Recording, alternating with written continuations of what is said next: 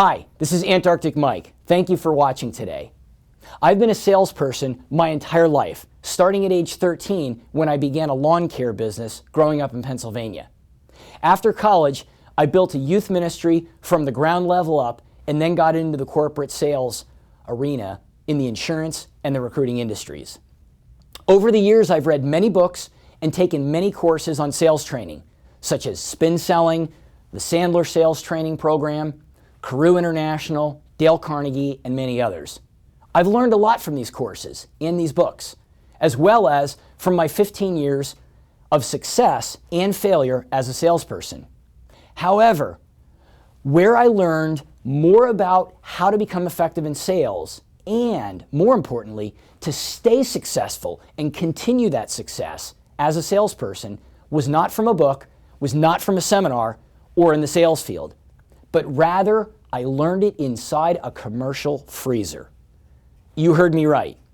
You see, I spent nearly 2 years inside this facility, Miramar Cold Storage here in San Diego, preparing for multiple marathons that I was going to run in the Antarctic. Believe it or not, the biggest benefit of the freezer was not acclimating to the temperature of 15 degrees below zero, although that helped, or building the muscles in my body, like you might think. Rather, it was building the mental muscles in my mind. As a salesperson, I've always wondered, where does all the pressure come from in selling? And why is it so difficult for many salespeople not only to become successful, but more importantly, to stay successful? When I went to the Antarctic and ran the marathons there, my mind went back to the freezer. All the miles and hours I put in, back and forth, 59 feet at a time. That's how big the freezer was, or not so big. I spent almost 2 years doing this, and then it hit me. Just like in sales, to be successful as an endurance athlete or an Antarctic explorer, you've got to go into difficult conditions, and this requires more mental strength than it does physical. And I thought to myself, if I can withstand the mental monotony of going back and forth inside this 59-foot frozen aluminum box for hours and hours, when I get into the real environment, it'll be that much easier.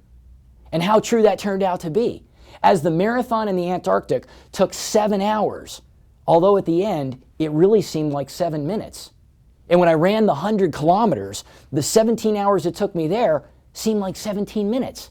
Well, how can that be?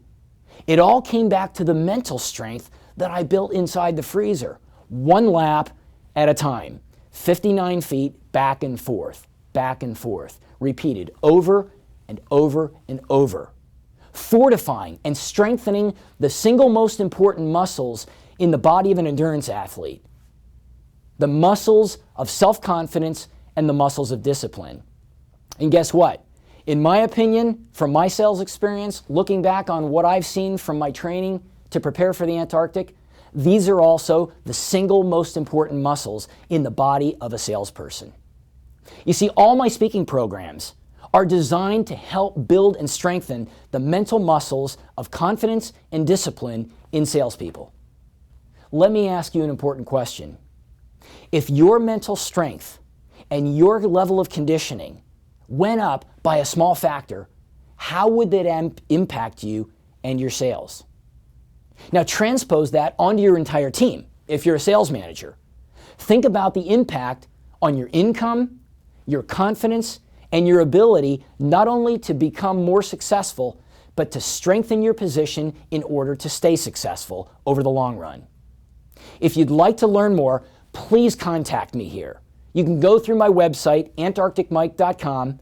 You can visit my LinkedIn profile. It's got all my contact information. You can go to my YouTube page. There's a lot of other video material you can preview.